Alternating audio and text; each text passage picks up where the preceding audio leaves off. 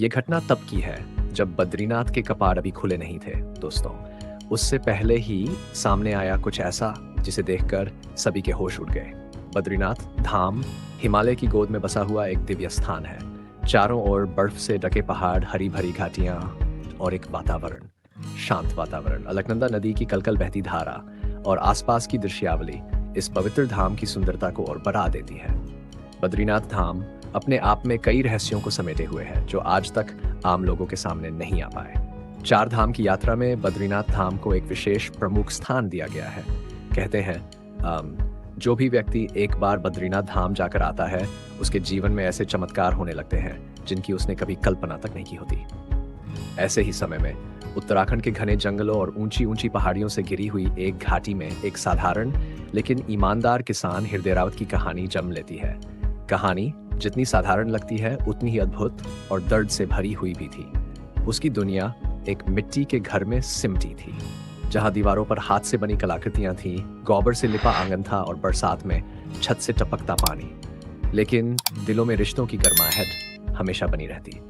उसकी पत्नी शीला एक बेदसुघड़ और सहनशील स्त्री थी। हृदय रावत का परिवार छोटा था लेकिन उसके सपने बड़े थे।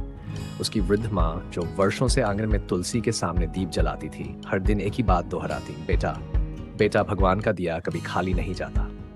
दोस्तों, जब हृदय रावत के घर एक पुत्र का जन्म हुआ तो पूरे गांव में जैसे दिवाली की रौनक छा गई। लेकिन जैसे ही दाई ने बताया कि बच्चे के दोनों पैर जन्म से मुड़े हुए हैं और वह शायद कभी चल नहीं सकेगा, यह सुनकर हृदय रावत के मन पर जैसे पहाड़ टूट पड़ा।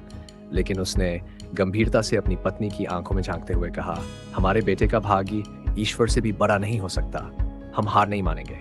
इसके बाद शुरू हुआ एक लंबे संघर्ष का अध्याय। डॉक्टरों के चक्कर, छोला छाप वैद्यों की दवाइयाँ, शहर के अस्पतालों में लाइनें, धक्के और हर बार एक ही उत्तर, यह बच्चा जीवन भर दूसरों के सहारे रहेगा। लेकिन हृदय रावत ने हार नहीं मानी। उसने अपने खेत गिरवी रख दिए, गाय भैंसे बेच दी, मजदूरी की, कर्ज लिया, सिर्फ इस विश्वास के साथ कि एक दिन उसका बेटा परास अपने पैरों पर खड़ा होगा। खिड़की से बाहर झांकता परास, पेड़ों पर चढ़ते बच्चों को देखता और माँ से पूछता, माँ क्या मैं भी कभी ऐसे चल पाऊंगा? माँ कांपते हुए गले से कहती, जरूर बेटा, एक दिन तू इन सबसे तेज दौड़ेगा। लेकिन माँ जानती थी कि यह जवाब सिर्फ बेटे को सुकून देने के लिए है। फिर एक दिन गांव के मेलेले में हृदय रावत की मुलाकात एक साधु से हुई जिसकी आंखें बंद थीं, लेकिन स्वर गूंजता हुआ और आध्यात्मिक। उसने हृदय रावत को देखकर मुस्कुराते हुए कहा, तेरे बेटे का शरीर भले ही दुर्बल है लेकिन आत्मा बहुत तेज है। इसे एक बार बद्रीनाथ धाम ले जा। जब बाबा के कपाट खुले और तेरा बेटा उन्हें देखे तब जानना चमत्कार वहीं होगा। हृदय रावत चौंक कर बोला, क्या सच में? साधु ने उत्तर दिया, विश्वास रख, बाकी बाबा जाने। उसी दिन से हृदय रावत ने संकल्प ले लिया, अब कोई इलाज नहीं, अब केवल दर्शन। लेकिन यह यात्रा आसान नहीं थी। जैसे ही पहाड़ों की ओर यात्रा की योजना बनाई, आर्थिक परेशानियां सामने आ गई। गांव वालों ने हिम्मत बंधाई, कुछ ने पैसे उधार दिए, कुछ ने अनाज और कपड़े भेजे। हृदय रावत ने एक पुरानी जीप किराए पर ली जिसमें उसकी मां, पत्नी शीला और झूले में लेटा उसका बेटा पारस। सभी साथ चले। यात्रा शुरू होते ही कठिनाइयों का सिलसिला भी शुरू हो गया। कहीं जीप की ब्रेक फेल हो गई, कहीं सड़क पर पत्थर गिर पड़े, कभी भयंकर बारिश। लेकिन हृदय रावत की आंखों में सिर्फ एक मंजिल थी, बद्रीनाथ धाम। कई रातें पहाड़ की ढलानों पर बीती, कभी होटल नहीं मिला तो जीप में ही सो गए। एक बार तो खाना भी नसीब नहीं हुआ। लेकिन हृदय रावत ने हार नहीं मानी। भीगती हुई चादर से वो अपने बेटे को ढकता और जब रात में पारस दर्द से कराहता तो माँ जप माला लेकर बाबा बद्रीनाथ का नाम जपने लगती। एक जगह जीप खराब हो गई और आसपास कोई मदद नहीं थी। हृदय रावत ने अपने बेटे को गोद में उठाया और 5 किलोमीटर पैदल चलकर सहायता लाए। उस रात उसकी पीठ लहूलुहान हो गई थी लेकिन बेटे की मुस्कान उसे ताकत देती रही। धीरे धीरे जब यात्रा अपने अंतिम चरण में पहुंची और उन्होंने बद्रीनाथ के आखिरी मोड़ को पार किया तो सामने का दृश्य इतना अलौकिक और भावपूर्ण था कि हर किसी की आंखें नम हो गईं। सामने बर्फ से ढकी पहाड़ियों के बीच भगवान बद्रीनाथ का दिव्य मंदिर दिखाई दे रहा था। चारों ओर ऊंचे ऊंचे हेमकुंड, देवदार के झुके हुए पेड़, मंदिर के ऊपर से गिरती बर्फ की झलकें और बीचों बीच चमकता हुआ बद्रीनाथ मंदिर मानो किसी दूसरे लोक से उतर आया हो। और अब बद्रीनाथ मंदिर के कपाट खुलने ही वाले थे। गांव से सैकड़ों किलोमीटर दूर जीवन के सारे कष्टों को पार करते हुए हृदय रावत अब उस द्वार पर खड़ा था जहां उसे आशा थी कि उसका बेटा फिर से जन्म लेगा। मंदिर के पास एक साधारण होटल में उन्होंने कमरा लिया ताकि कपाट खोलने से पहले थोड़ा आराम कर सके। लेकिन हृदय रावत का पल पल ध्यान बस अपने बेटे पर ही था। आंखें सुर्ख लाल थीं, पर दिल में उम्मीद की लौ जल रही थी। हृदय रावत ने उसे सीने से लगाकर कहा, बेटा, अब वो दिन दूर नहीं जब तुम अपने पैरों पर खड़े हो जाओगे और दौड़ लगाओगे। उसने अपने खून पसीने का एक एक कतरा बहाकर जो बद्रीनाथ आने के लिए धन कमाया था, आज वो सब उसकी आंखों के सामने जीवित हो उठा था।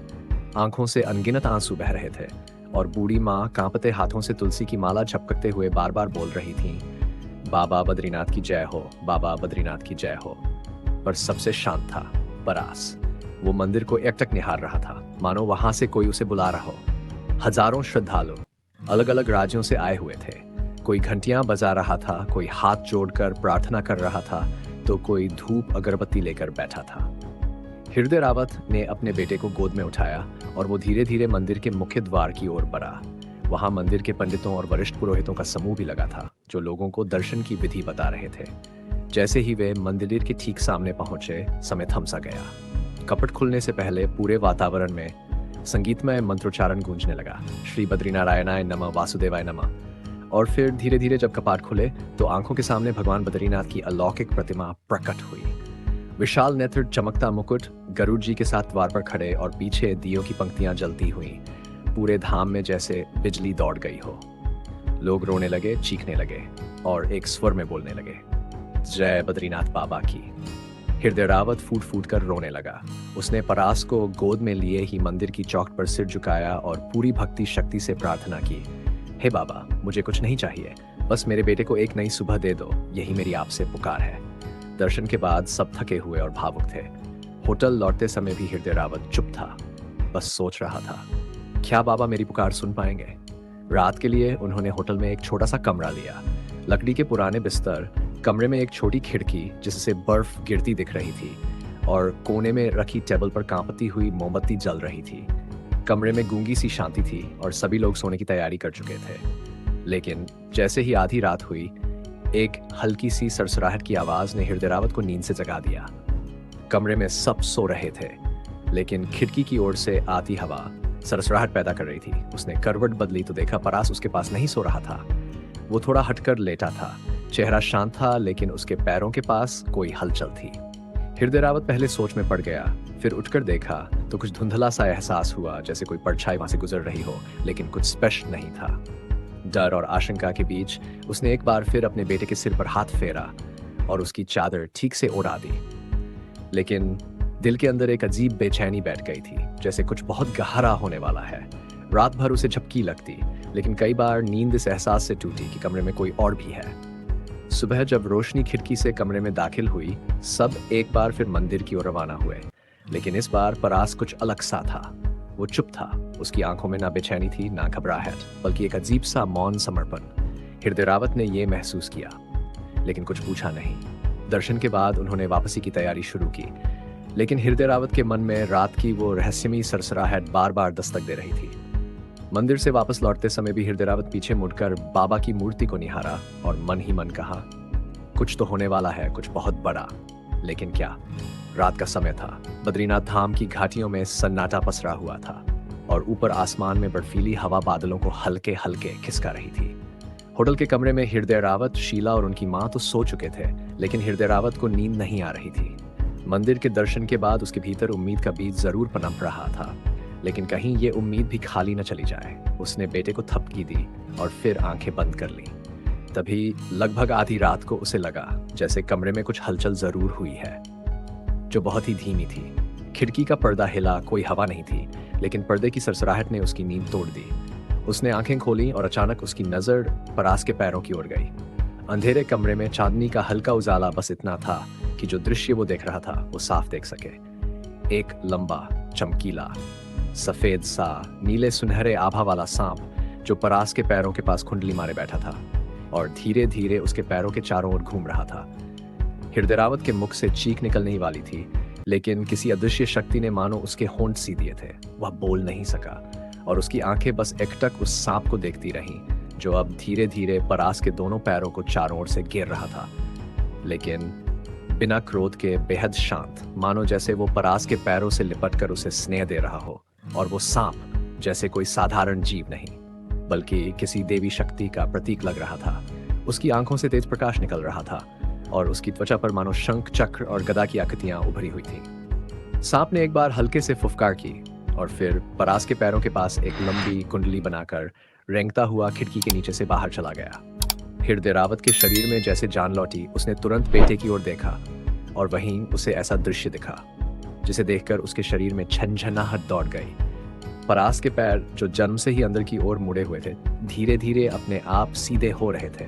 उसकी उंगलियों में हलचल हुई, पंजों की नसें तनने लगी और घुटनों से नीचे का भाग कांपने लगा, जैसे कोई सोई हुई शक्ति जाग रही हो। उसने जोर से आवाज लगाई, शीला उठो, माँ उठो, देखो ये सब क्या हो रहा है। माँ भी कांपते हुए परास के पैरों के पास आई और तीनों ने मिलकर देखा। परास अब अपनी आंखें खोल रहा था और आंखों में, शरीर में कोई दर्द नहीं था, बल्कि एक चमक थी, एक नवजीवन की चमक। हृदय रावत ने कांपते हाथों से बेटे का हाथ थामा और कहा, बेटा उठकर बैठो।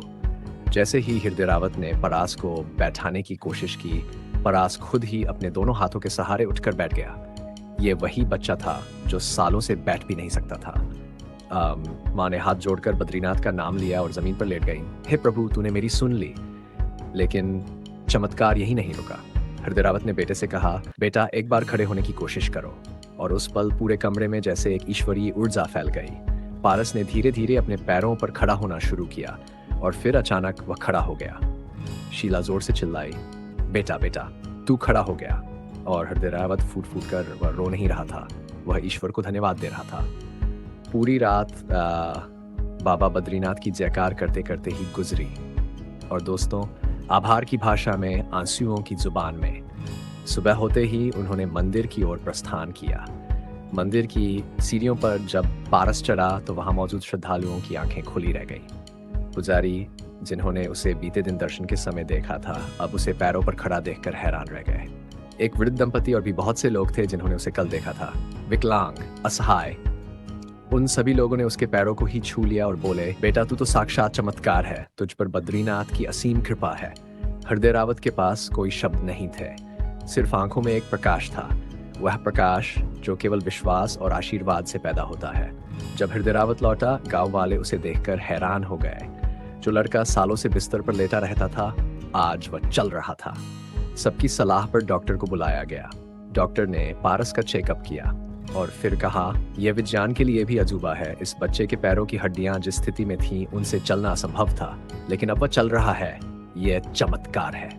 मंदिरों में भजन हुए और हृदय रावत को अब लोग भाग्यशाली पिता कहने लगे।